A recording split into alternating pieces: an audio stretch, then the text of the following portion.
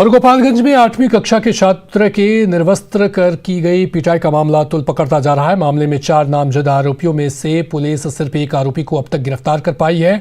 वहीं बच्चे की हालत गंभीर होने के बाद उसे पटना लाया गया है, जहां उसका सिटी स्कैन समेत सभी तरह का शारीरिक प्रशिक्षण किया जा रहा है। बीजेपी के पूर्व विधायक मिथिलेश तिवारी ने इस पूरे मामले में बताया कि पुरानी रंजिश की वजह से उसके साथ बर्बरता की गई है। मिथिलेश तिवारी ने कहा कि पुलिस को जल्द कार्रवाई करने का अल्टीमेटम दिया गया है। को गोपालगंज जिले के पकड़ी मोड़ पर एक घटना हुई थी, जिसमें एक बच्चे को किस तरह पीटा जा रहा है। ये तस्वीर थोड़ा ध्यान से देखिए। यह वही बच्चा है जिसकी पिटाई हो रही है और मोबाइल में ये तस्वीर उभर कर सामने आ रही है।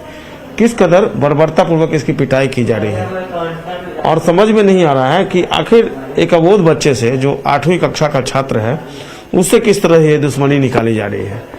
जो अभिभावक हैं हम उनसे बात करें, लेकिन सबसे पहले बच्चे से बात करते हैं कि क्यों पिटाई हुई थी आपकी, ये बताइए।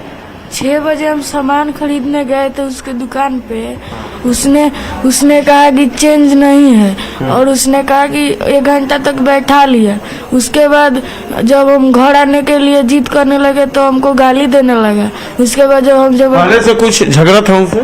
हम नहीं जानते हैं, लेकिन हमसे 2-3 बार मुंह लगाया था वो। अच्छा, कितने लोग थे पिटाई करने वाले? 4 थे। 4 थे। तो आप सभी को पहचानते हैं? जी। तो बाद में आपको निर्वस्त्र करके वो मतलब गर्म लोहे से बिताया गया था क्या? नहीं, ठंडा पानी नदी में से लाकर देह पर भीगा था लोग। कितने घंटे तक टॉर्चर किया गया? 6 घंटे तक। 6 घंटे तक? हाँ। अच्छा, क्या क्या नाम था चारों का?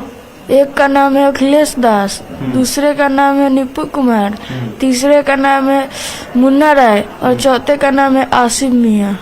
पूरे मामले को गोपालगंज में बैकुंठपुर के जो पूर्व विधायक है मिथिलेश तिवारी, वो भी देख रहे हैं और इस पूरे मामले को लेकर उनका क्या कहना है हम उन्हीं से बात कर लेते हैं और जानने की कोशिश करेंगे कि जो अब तक की जांच और कार्रवाई रही है उससे वो कितने संतुष्ट हैं और एक बच्चे के खिलाफ इस तरह का टॉर्चर वाकई में क्या उन्हें नहीं चौंकाता है। मिथिलेश जी, देखिए, मैंने अपने जीवन में इस प्रकार की घटना शायद नहीं देखी है और एक इतने अबोध बालक के साथ जिस प्रकार की अमानवीय घटना हुई है, इसकी जितनी निंदा की जाए उतनी कम है।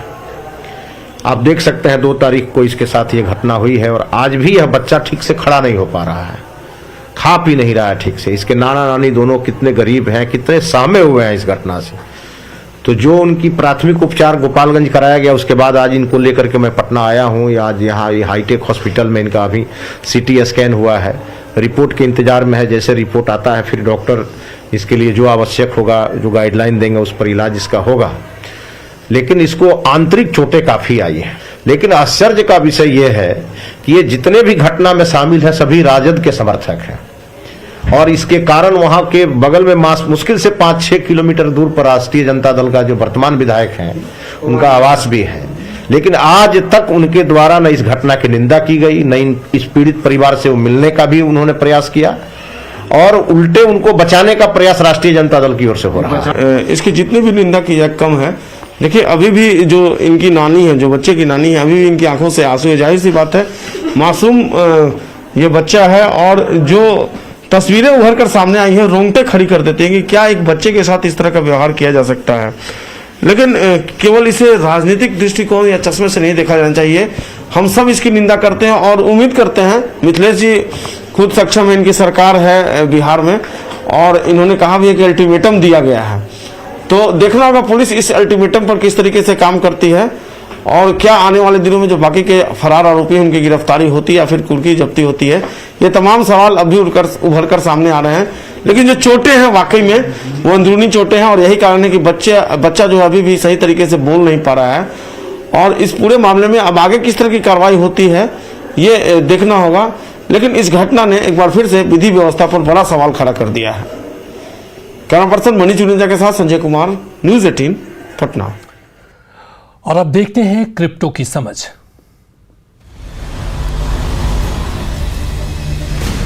ज़ेड पे and news 18 network present crypto की समझ।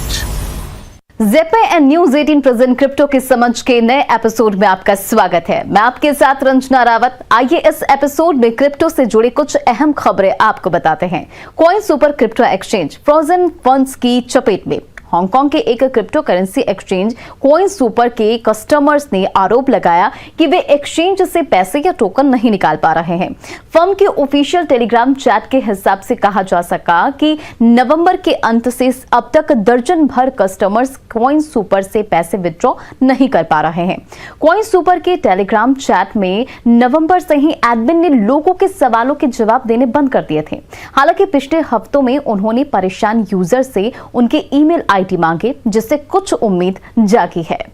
एनएफटी ट्रेडिंग हब की खबरों के बीच गेम स्टॉप की बड़ी छलांग। रेडिट के cult favourite stock game stop corporation के शेयर की कीमत में 1/4 बढ़त दर्ज की गई। दरअसल वॉल स्ट्रीट जर्नल ने एक रिपोर्ट पब्लिश की जिसमें कहा गया कि कंपनी वर्चुअल गेम में कलेक्टिबल्स के लिए एनएफटीएस ट्रेडिंग पर एक ऑनलाइन हब बनाएगी और क्रिप्टो करेंसी साझेदारी भी स्थापित करेगी। इस रिपोर्ट के आने के बाद गेम स्टॉप 7.3% चलकर 140.62 यूएस डॉलर पर पहुंच गया। हालांकि पिछले साल भी कंपनी के शेयर में उस वक्त उछाल आया था जब वो ऑनलाइन फोरम पर स्मॉल इन्वेस्टर्स और वॉल स्ट्रीट हेज फंड्स के बीच जारी लड़ाई के सेंटर में था। लेकिन फिर मिड नवंबर में इसमें गिरावट का दौर जारी था, जो अब जाकर खत्म हुआ।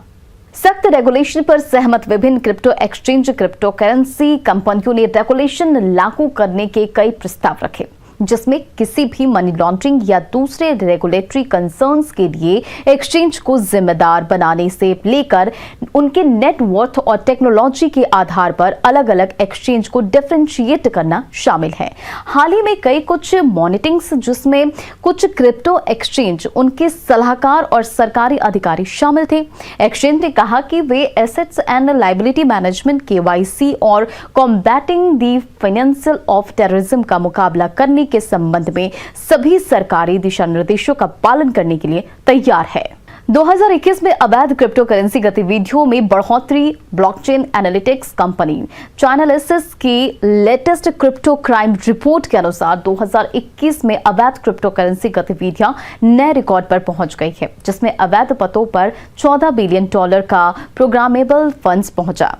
और भले ही आपराधिक गतिविधि टोटल लेजिटिमेट ट्रेडिंग का एक बहुत ही छोटा हिस्सा है, लेकिन फिर भी $14 बिलियन की इस अवैध गतिविधि को नजरअंदाज भी नहीं किया जा सकता। ऐसी एक्टिविटीज की वजह से लोग इसमें निवेश से कतराने लगते हैं। रिसर्च में पाया गया कि इन सब नेगेटिविटी के बावजूद एक अच्छी बात यह भी है कि अवैध रूप से मिले क्रिप्टो करेंसी के जब्त करने के लिए कानून भी सक्षम होता जा रहा है। क्रिप्टो की समझ के इस एपिसोड में फिलहाल इतना ही। अगले हफ्ते कुछ और खबरों के साथ जुड़ेंगे, तब तक अपना ध्यान रखें। Good bye. ज़ेपे and news 18 network present crypto की समझ।